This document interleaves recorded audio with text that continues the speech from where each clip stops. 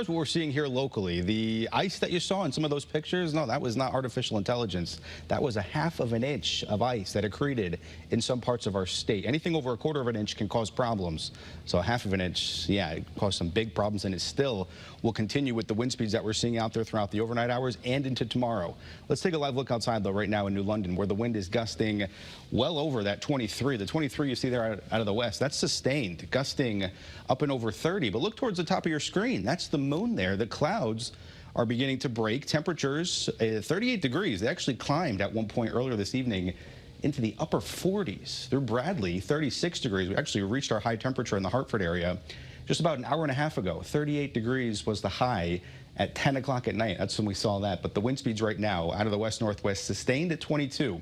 Now, our first alert weather days, they continue Monday into Tuesday, not for any ice or snow, but for Arctic air and winds gusting up to and possibly even over 50 miles an hour. Some early morning wind chills on Monday and Tuesday.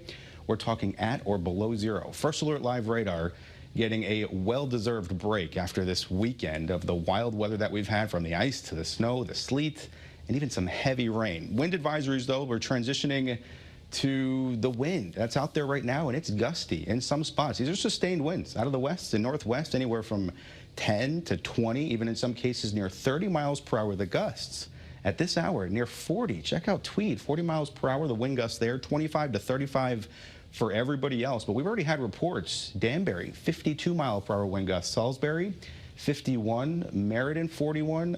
New Haven, over at Lighthouse Point, 45 miles per hour. And we have plenty more wind on the way.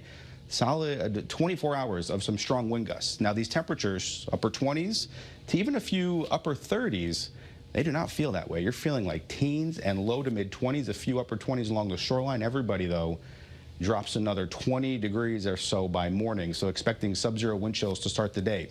Notice through some of the hill towns, even this 4 and 5 degrees to wake up tomorrow, that's our feels like temperature, could be a bit overdone. Some towns looking sub-zero to start President's Day. Luckily, not many kids in school, no school tomorrow, so as much as I'd say enjoy the snow, it's all caked in ice, and that concrete-like snow will stick around with temperatures that stay very cold. Even the feels like temperatures for the shoreline, mid-teens throughout the morning hours, climbing to near 20 throughout the afternoon. So once again, those first alert weather days, Monday and on Tuesday. Check out the wind chills. This is once again for tomorrow morning. Some towns sub-zero throughout the afternoon. Not much relief. And then this is what you're waking up to on Tuesday morning. Sub-zero all the way to the shoreline. It's a very cold day. Tuesday is as cold as it was the coldest days we've had just a month ago in January. Now, futurecasts even showing sub-zero temperatures by Wednesday.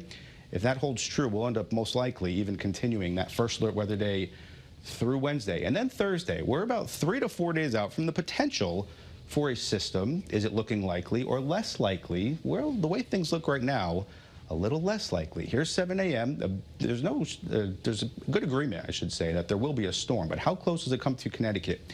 Thursday at 7 a.m. looks like it's a bit farther to the south. We need it to come over this 40-70 benchmark, we call it, 40 north, 70 west, right over that blue dot. This one seems to be staying a bit farther to the south. Still, things can change. We're still about 3 to 4 days out, so stay tuned and continue to check back for updates. Forecast lows tonight, teens to maybe near 20, but remember, it feels like near zero. Tomorrow, we're looking at upper 20s to near 30. Those wind gusts will be an issue throughout the day. Your first alert 7-day forecast, Monday, Tuesday, very cold starts even throughout the afternoon hours. Doesn't feel like 28 on Tuesday. It'll feel like 10.